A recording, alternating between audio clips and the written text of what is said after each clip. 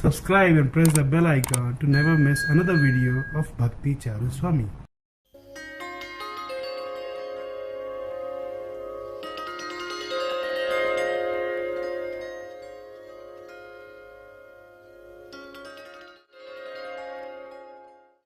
Today.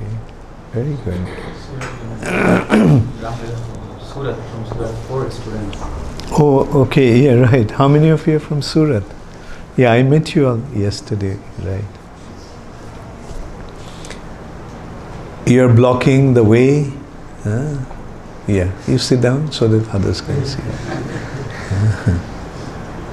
Is it being Mayapur TV or just recording you? You're recording it, yeah, okay. Okay, so I'm very happy to meet all of you. And how did you like the programs last couple of days? Okay, okay, very good. And so do you feel that you came closer to Chaitanya Mahaprabhu? So that's the important thing, like you see in the schools and colleges and universities, there's lots of different subjects and topics are being taught, but there is no information, no teaching, no education about Krishna consciousness, about God. All in the name of science, isn't it?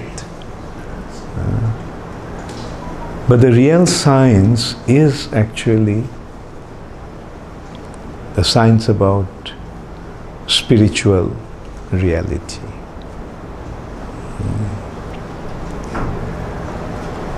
Science means a study of knowledge that can be experimentally verified, right? Science needs experimental proof, experimentally verified. Now, can the spiritual reality be experimentally verified? Yes, right? We can say a difference between a dead body and a living body. What makes a dead body alive? Soul. But there is no study of that subject. No education about that subject. But isn't that the most important subject? Matter is there, fine, like human beings, naturally controlled matter, utilized matter through technology. No doubt there has been a lot of advancement. But whatever we do in the material domain will come to an end at the time of death. For example, no matter how successful a person is, like he may be, he may have invented so many things, he may be running a multinational company, he might be sitting over billions of dollars, but when he dies, can he claim any of the money that he has in the bank? Can he claim the company that he has established? Can he claim all the inventions that he has made? No. So this is how we can see how futile, how meaningless our materialistic endeavors are. But now we can consider at death everything will come to an end. Right? But the question is, will we continue after death? Will we continue to exist after death? What will be the answer? Yes. Yes. Then at death nothing will come to an end. Only the body will come to an end, material things will come to an end, but we will continue. Now the question is, if we are going to continue, how we are going to continue?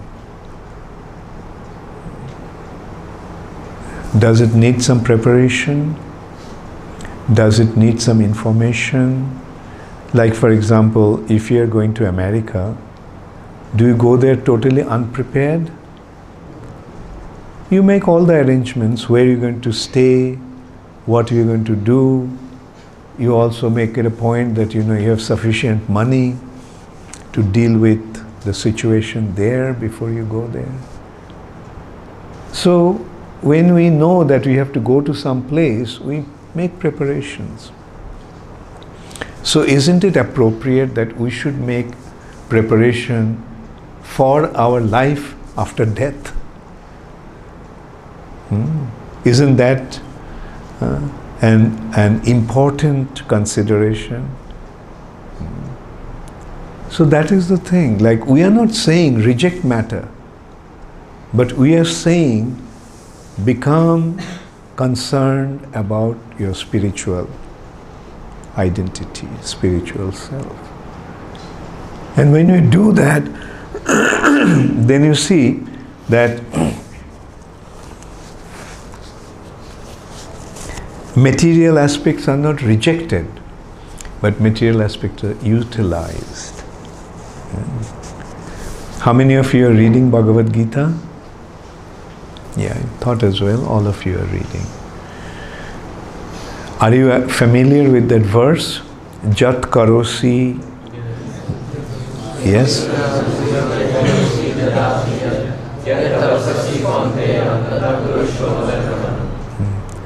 So Krishna is not telling don't do anything. Krishna is saying whatever you do. Krishna is not saying you stop eating. Krishna is saying whatever you eat. Krishna is not saying you don't give in charity. Krishna is not saying that you don't perform austerities. But Krishna is saying that you do all that with me in mind. Madarpanam, offer to me.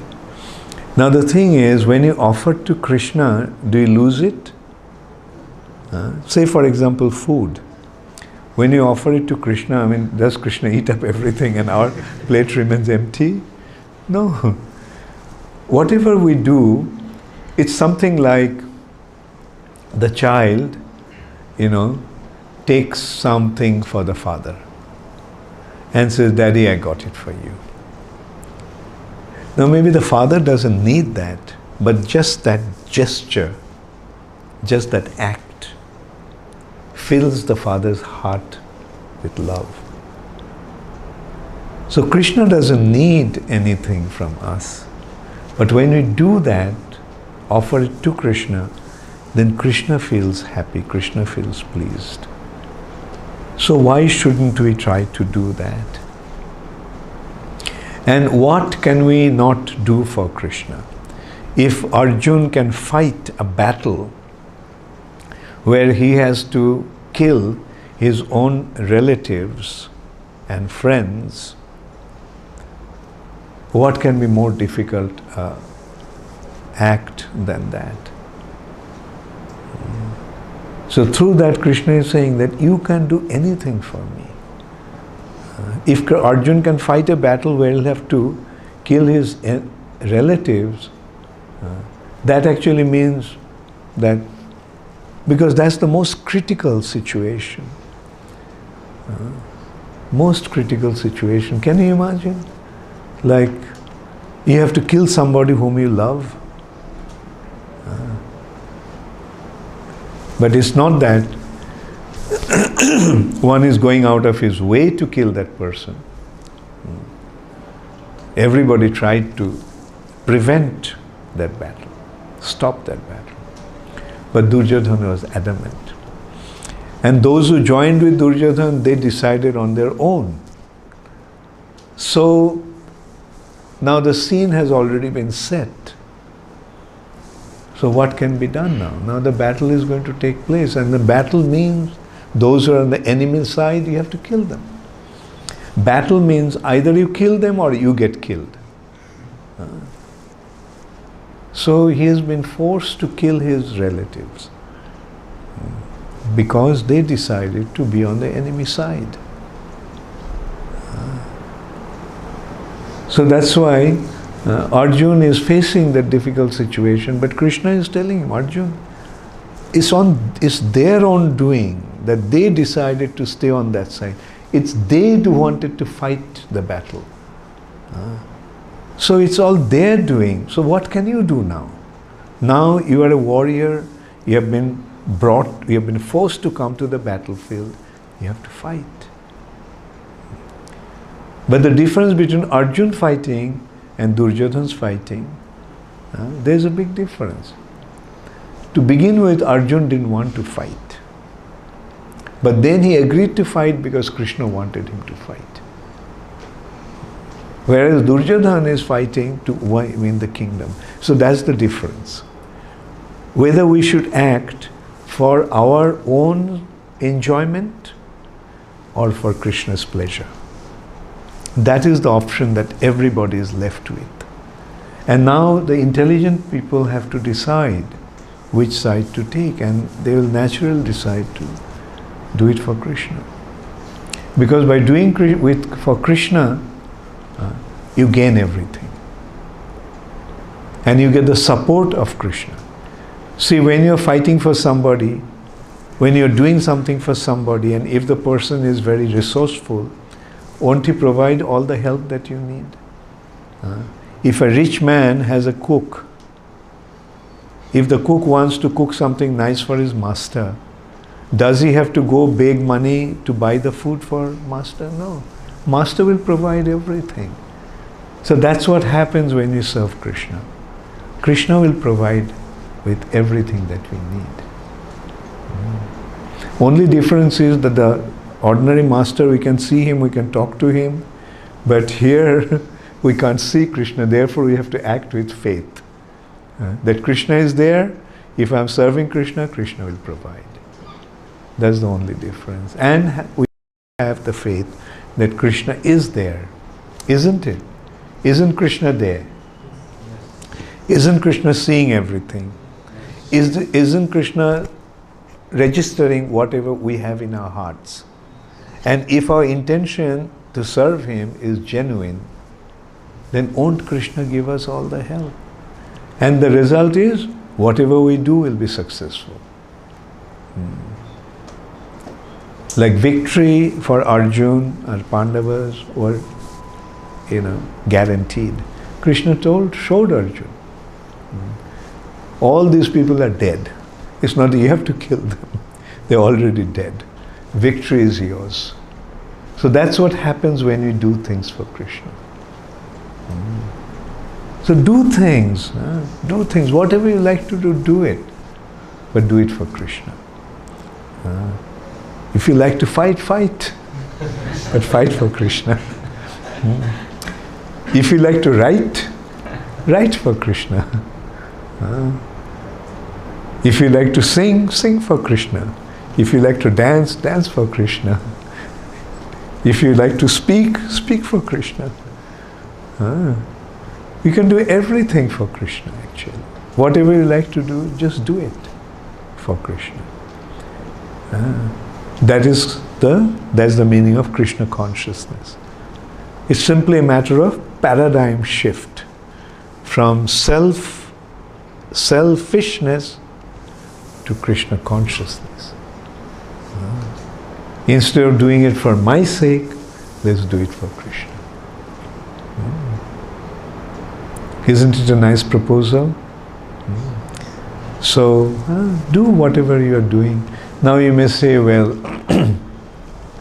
I have to take up a job, I have to work for somebody. just consider that that is you're doing because you're forced to do it.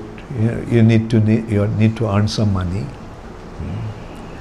So that's why you're doing the job. But then you consider what you're going to do with that money. Okay, you have to maintain your family. You have to maintain your house. So just make your family into a family of Krishna's devotees. Make your house into a Krishna temple. Then all the money that you're earning is being utilized for Krishna. It's not that you don't have to take care of your family. No, take care of your family.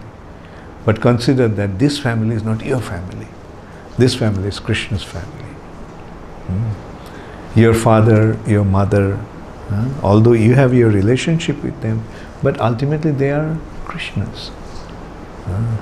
If you get married, your wife, she's Krishna's.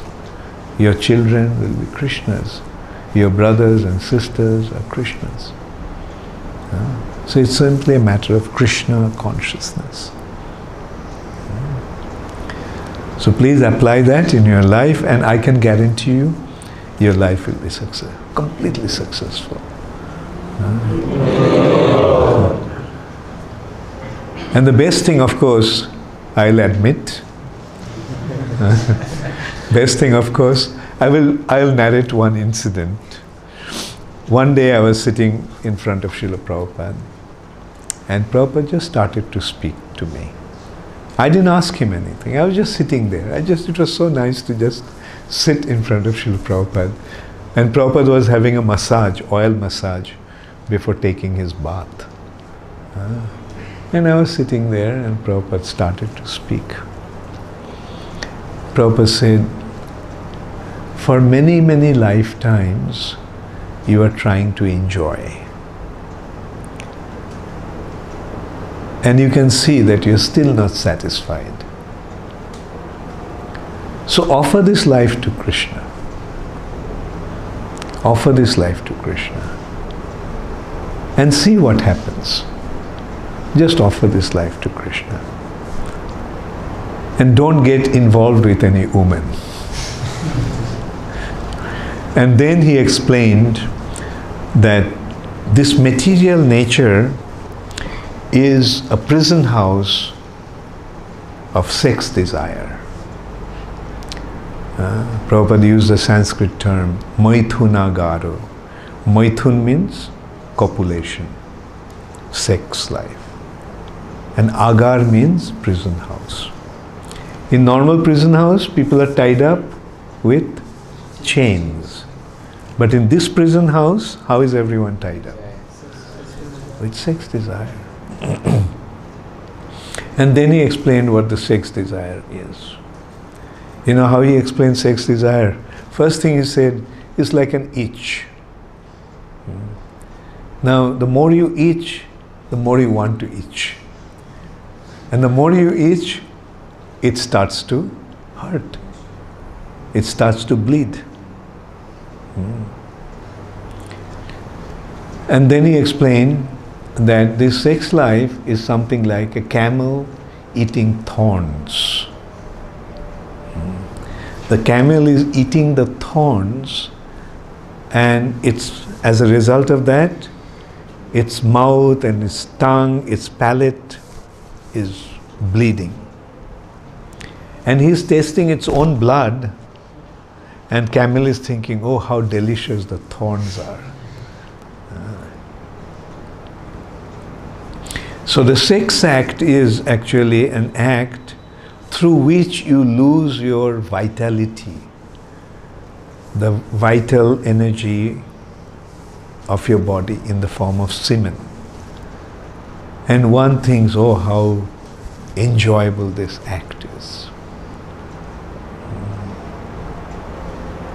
So, in this way, he just explained that how this material nature is a prison house of sex desire, and what sex life actually is. Yes, it is necessary for the sake of procreation, but not for sense pleasure. But everyone is tied up with that. So if one wants to make spiritual advancement, he'll have to If you're tied up in a prison house with chains, and if you want to become free from the imprisonment, what do you have to do? Get rid of the shackles, right? So similarly, if we want to get out of this material nature, if we want to make spiritual advancement, then we have to conquer sex desire. So that happened in 1977, 42 years ago. And I tried to follow this instruction of Srila Prabhupada.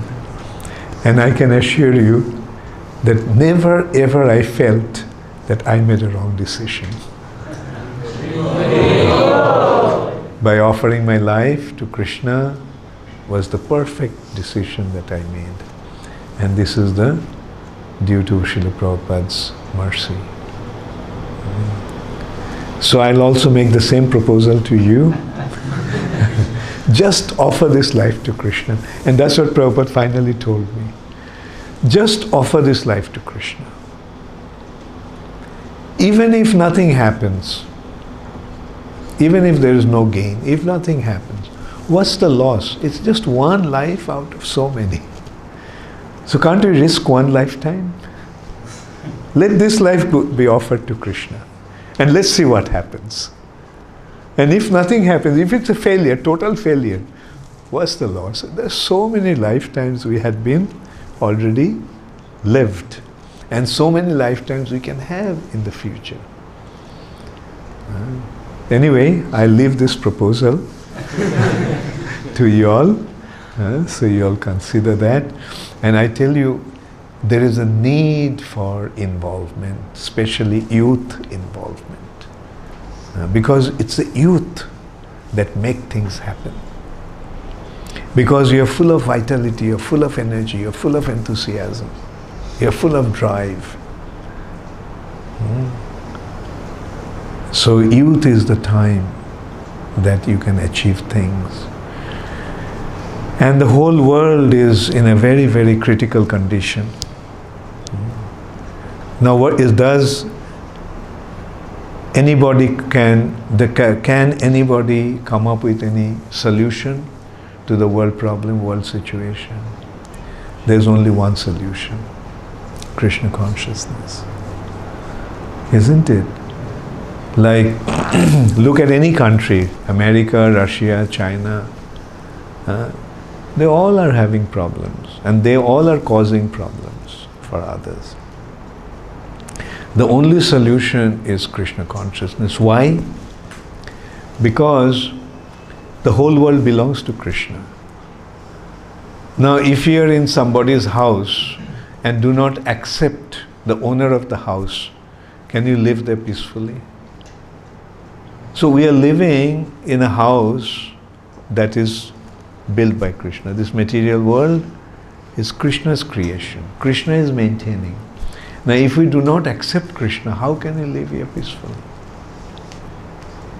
On the other hand, if we accept Krishna, then at least one thing will happen: our individual problems will be solved.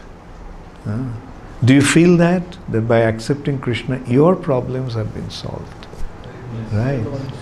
Now, if your problem has been solved due to Krishna consciousness, now if everybody takes to Krishna consciousness, will everybody's problem be solved? Isn't it a simple conclusion? So that's why it's so much needed. And it is expanding, and it needs to expand, and this is going to solve the world problem. And as a result of that, what will happen? As a result of that, all the countries in the world will become Krishna conscious. And this is how the golden age will be established for 10,000 years. And now who is going to do it? You all have to do it. When we were young, we did something. Now we are old. So therefore we are looking up to you all. We can guide you with our experience. But when it comes to doing things, achieving things, then we have to look up to you. So please take to this Krishna consciousness wholeheartedly. And as I said, that there is no compulsion. It's not that everybody has to become full-time devotees of Krishna, or everybody has to give his whole life to Krishna. Those who want to get married, yes, get married. Then you have to produce children so that they'll become the future warriors. We need recruitment in the army. So, wherever you are, in whichever way you want, just become involved in Krishna consciousness. Thank you. Does anybody have any question? Yes? Thank you for the wonderful class. Maharaj, while rendering services, many times we undergo different anarthas attack us, and we become bewildered by that. So at that time, how we can take shelter of Krishna? How we can take shelter of? There are various ways you can do that. Say, if you have some problem, one thing you can try to do, just open Bhagavad Gita and start reading, and I can guarantee you'll get the answer, solution to the problem. That's one thing. Well, if that doesn't work, then you can ask the senior devotees, other devotees, share your difficulties with them, and they'll guide you. Like, you see, we need the guidance. Anarthas are actually the onslaughts of Maya, isn't it? Now, who can actually counteract Maya's onslaught? Krishna and Krishna's devotees. Right? Did you ever try that? Maybe you can tell me about some problem that may be in your mind. Sometimes, when we are with devotees, when we are dealing with devotees, then many times our false ego is very high, and other persons, we try to force them, I am more dominant, like that. That pride is there many times, and many times we have attacks of lust, like that, at that times. Okay. So, solution. Right? Trinadopi sunichena tarariva shahishnuna. Right? Mahaprabhu gave the solution already. Don't become arrogant. As a devotee, become humble. Like, when you become humble, then you won't try to dominate over others. Rather, you will try to help them. And there are two ways of approaching. Do this. Right? Prabhu, can you please do this? See, just, same thing, but you have two different approach. Right? One is, as you were saying, the arrogant approach. I am superior to you. I am commanding. I am humble. I am placing myself in a situation that I am inferior to you.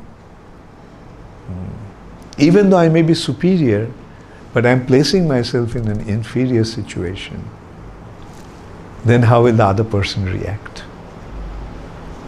Won't he react favorably?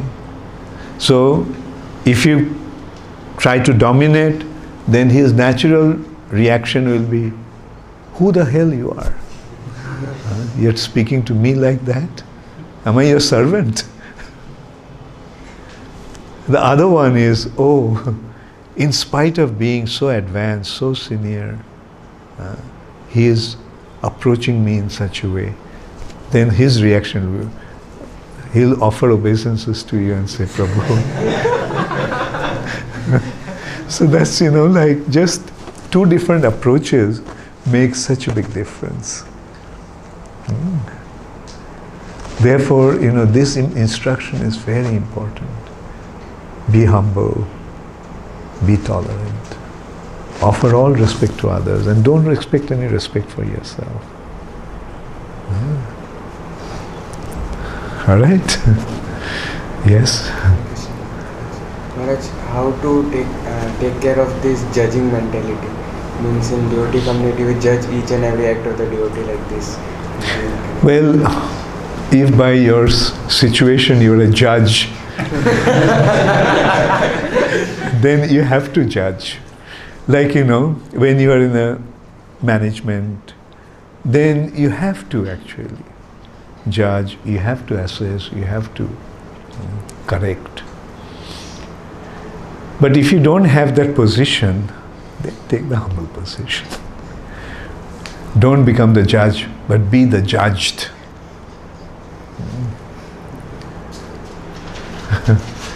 Yes? One of the question is from last class you told that we should be dependent on someone, like mostly Krishna, we should be dependent on Krishna. But sometimes like when I do some work and if that work is completely successful, then we can say, oh, this is Krishna's mercy. And similarly when we are doing some work and that work is unfortunately not successful, failure. So I consider it as this may be Krishna's mercy. But sometimes I had a question that this may be due to I was not focused in that work. So why that? That's good. That's very good. On the other hand, you know how generally people think? He thinks that if I'm successful, or when he is successful, he thinks that he has the credit. See, I am such a great person, I am so competent, I am so capable, I have done this. Right? And if it's a failure, look, Krishna, what did he do to me? Right? In that respect, there is a saying that success has many fathers, but failure is an orphan.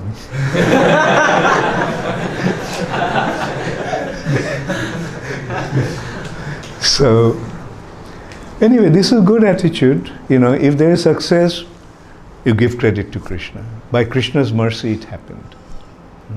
And if there is a failure, you take the blame yourself. It's my fault that I failed. Now let me correct myself and not make the same mistake. Right? That is the attitude of a devotee. If there is a failure, not that always you'll be successful. If there's a failure from the mistake, from the failure, you learn. Prabhupada used to say, it's not wrong, it's not harmful, it's not wrong to make mistake, but it's wrong not to learn from the mistake. We'll make mistakes, but let's learn from the mistakes.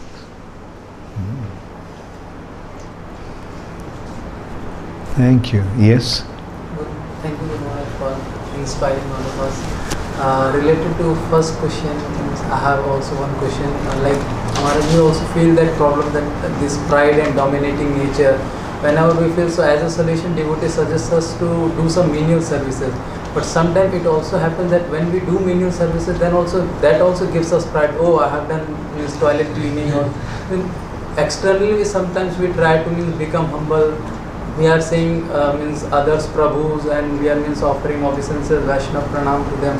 But internally it becomes a little difficult for us to become humble, and that means even after doing menial services, then also that pride is coming. Okay, so if you realize that the pride is there, then try to get rid of it. Right? Like, yes, pride will be there, but not that the very first day, the day we step in, we become perfect devotees. We have to recognize we have a long way to go. You have a lot of corrections to make, a lot of improvements to make.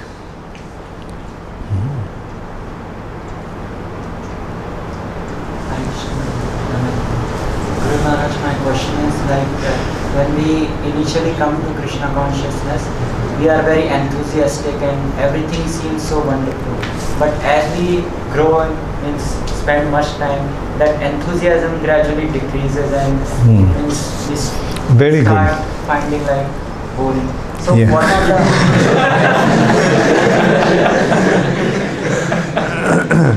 Very good. Actually, you heard of Vishwanath Chakravarti Thakur, one of our previous acharyas. Vishwanath Chakravarti Thakur wrote a book called Madhurya Kadambini.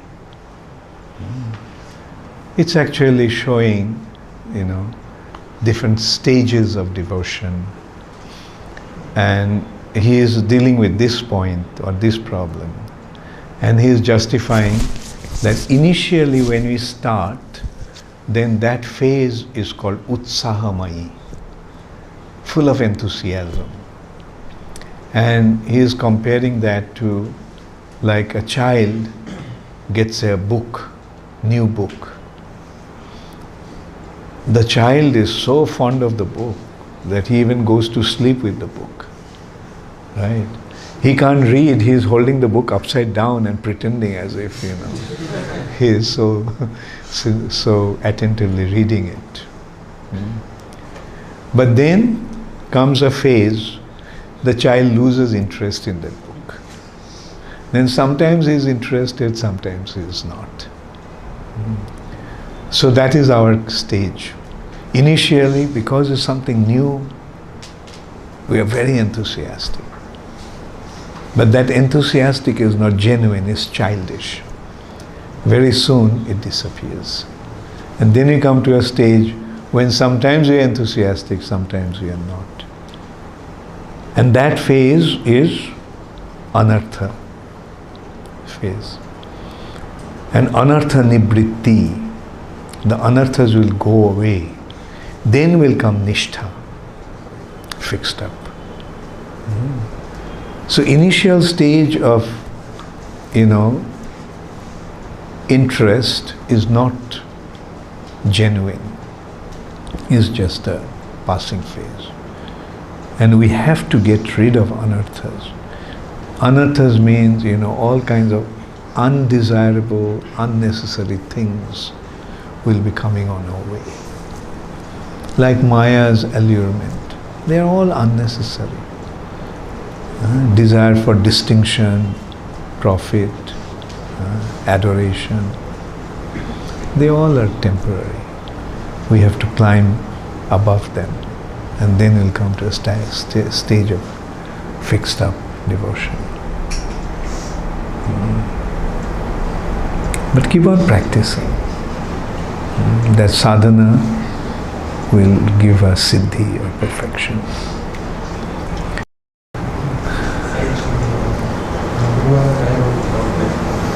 When we do seva, personally what I have realized that when I do seva, and if devotee don't recognize, so I feel little less enthusiastic or I start finding fault for no reason.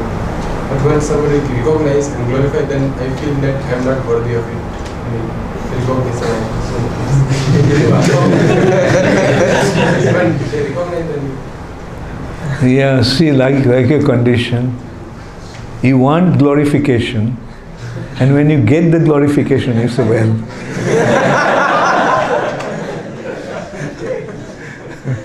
so rise above that. So these are the two sides of the same coin. All right. Anyway, as I said again, keep on practicing the process. It will happen. And go through your life, go through your spiritual life. And you'll see with time maturity will come. But don't deviate from the process. Continue. Keep practicing the process that Prabhupada gave. Keep reading Prabhupada's books. Associate with the devotees.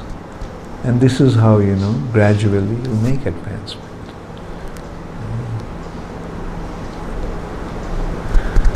Okay, last 3 questions, 4 questions, 5 questions, 6 questions.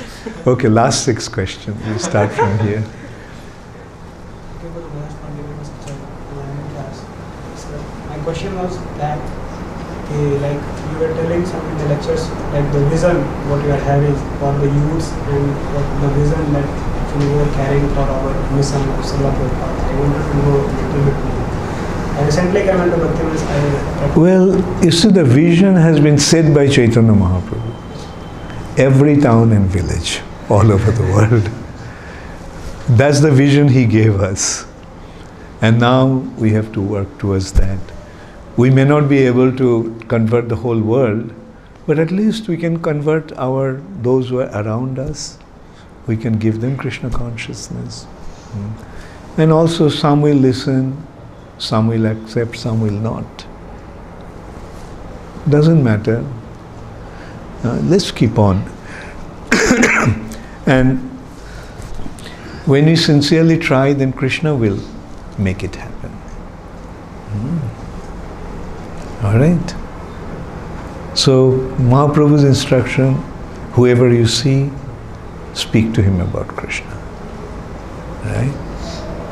Give him the instruction that Krishna gave in Bhagavad Gita. Request them to read Bhagavad Gita. Request them to chant and explain to them what's the benefit of chanting. Next is, yes? Sometimes we are very spiritually weak. We are anarthas or very physically or mentally we are very weak. We need to come to Nishtha stage. So what is the best thing that you have to focus in that stage? So become very gradually very fast into Nishtha stage. Because many times we like Yeah, Nishtha stage will mean that not be affected by anarthas. Meaning, anarthas can be classified as material desires. Material desires. As you're saying, pride, desire for recognition, desire for, it can be classified in 3 categories. Dhanam, desire for wealth. Janam, desire for followers, and desire for beautiful women. Now the thing is, if they come, then use them in Krishna's service. Money, we don't say no, we don't need any money. We say, if money is coming, we offer it in service of Krishna. If I am gaining some popularity, let me utilize the popularity in giving them Krishna consciousness. So this is how, by practicing the process properly, we become free from anarthas. And as I said, after the anartha nivritti comes the stage of nishtha, fixed up.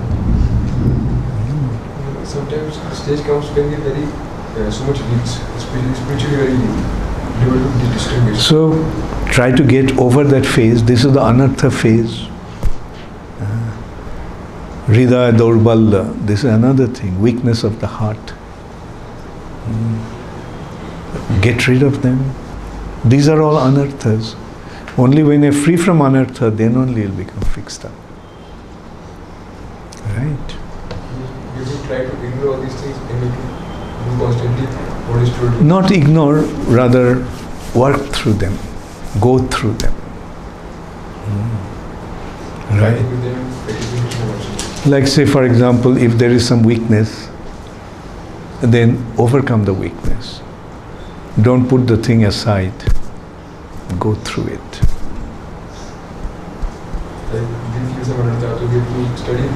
Say for example, you don't like to chant. That's an anartha. Then what are you going to do?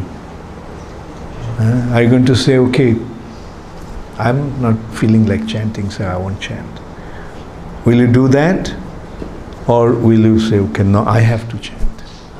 Whether I like it or not, I have to chant. That is the mood that we have to cultivate. Whatever we have to do, we have to do. All right? Okay, next. Yes, wanted to ask, look, how do you want to be your disciples to be in Krishna consciousness?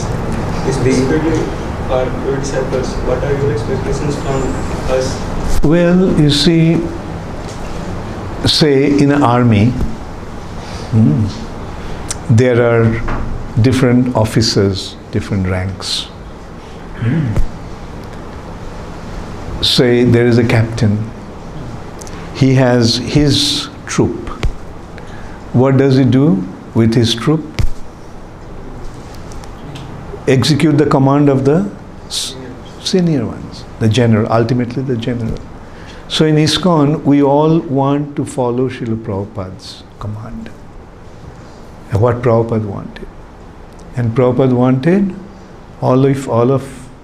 all the devotees become very sincerely involved in serving Krishna and promoting Krishna consciousness. So that's what we want. First you become a very good devotee and then make others into devotees. That's the captain or a leader wants.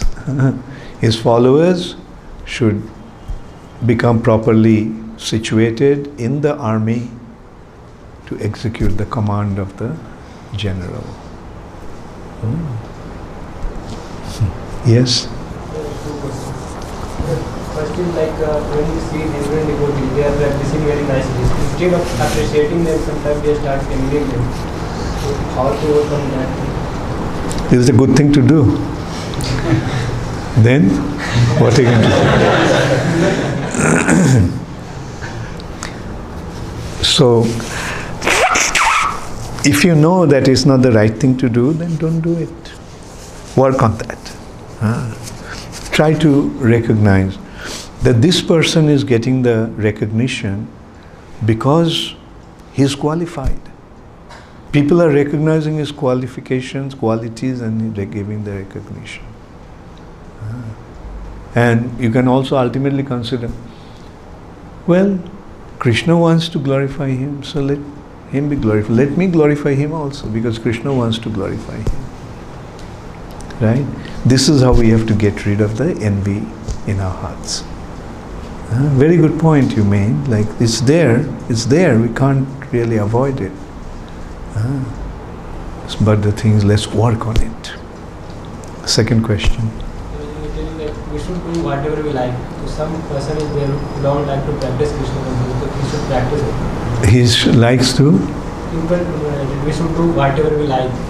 Don't do something forcefully. So in Krishna consciousness, someone don't want to practice Krishna consciousness.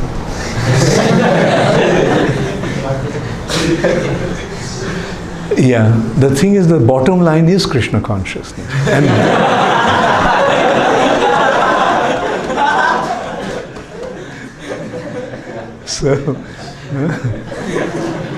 so that should be there, but then do things with Krishna consciousness.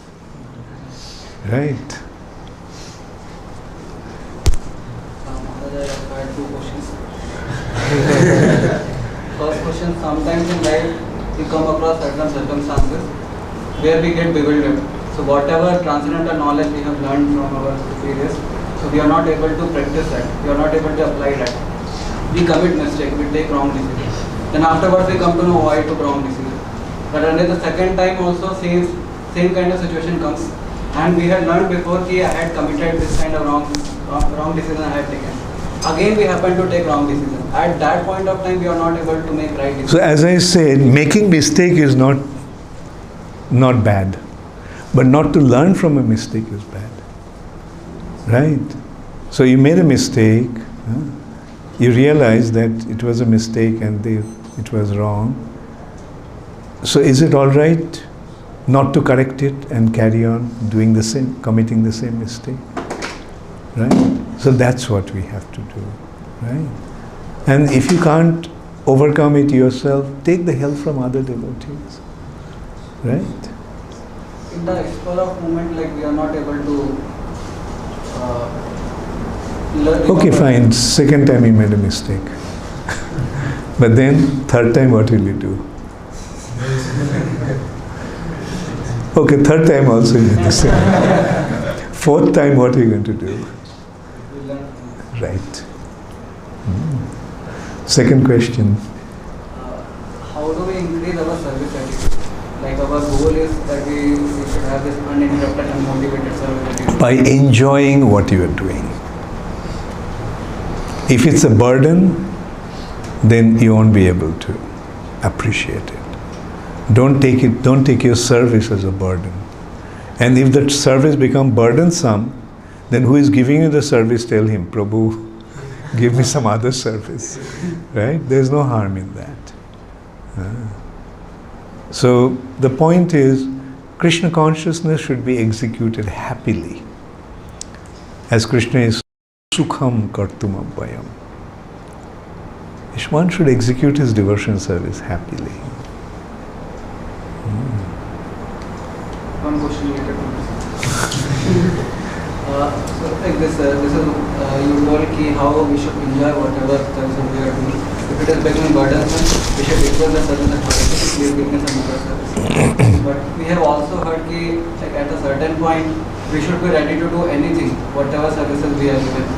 So we should be ready to do anything, whatever is being given to us. So how to... That stage, I would say, is a more advanced stage. Like at the initial stage, if you are not really so submissive, then the leader should not force one to do that. Rather, a good leader will make things interesting. Like, we used to have a god brother, Jayananda Prabhu. You heard of him? He used to make the Rath cart. And he used, sometimes people out of curiosity would stand there and watch. And he would say, hey, can you please come and hold the nail when I'm hammering it? And so he'll come and hold the hammer. And then he'll say, hey, you're doing a great job. So why don't you take the hammer also?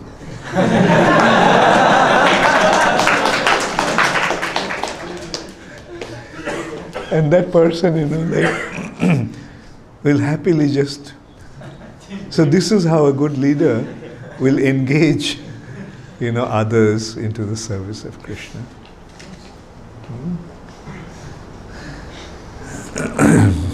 Last question, yeah? How many questions do you have? How to increase our greed for spiritual advancement? How to increase our greed? Greed. Many times we are in base and we are actually saturated. Do whatever you like to do. Like if you like to take prasad, become greedy about prasad, right? If you like to chant, then become greedy about chanting. If you develop the greed of reading, in this way you develop the greed, right? By greed will come through appreciation. Do you become greedy about something that you don't like? So what do you become greedy about? Things that you like.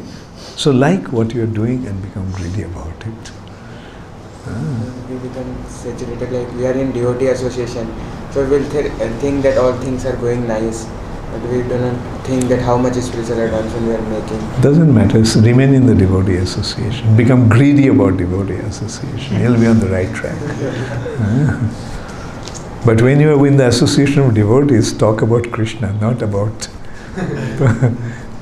mundane topics. Another question is, we do not want to displease our seniors and we want to follow all their instructions. But many times while following their instructions, by small things like in management, we many times displease them. So, if you feel that you displeased him, just go and tell him, Prabhu, I'm sorry. Please forgive me. The matter will be solved. Thank you all very much. All glories to okay. As we replied that we should increase our greed for something we like we for your answering. for prasadam, if we are increasing, so we become choosy regarding prasadam also. We treat rasgulla and rasmalai as a prasadam. If we want to finish it means 100%, but we means don't appreciate sabji, dal, rice. Means like after Sunday feast, if it is remaining in next morning, so even before breakfast we want to finish it. And we say to seniors that since a prasad we are offering our respect to prasad, we should finish it. But regarding dal sabji we are not considering. Okay, wait for rasmalai.